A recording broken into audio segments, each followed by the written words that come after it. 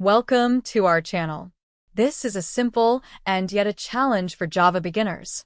The idea is to program a typing speed test that will display how many words a user types per minute.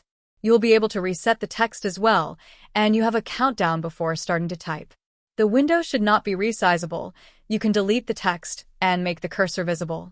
After this video, here is your challenge: what to add on. 1. Show percentage of correct characters. 2. Highlight mistakes in red. 3. Number of mistakes. 4. Levels: beginner, intermediate, expert.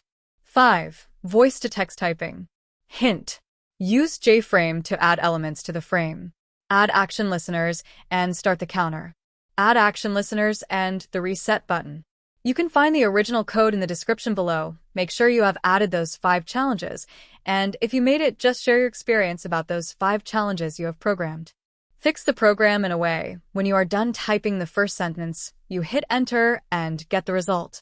But as you have seen, when I hit enter the second time, even though I don't type anything, I get a lower score.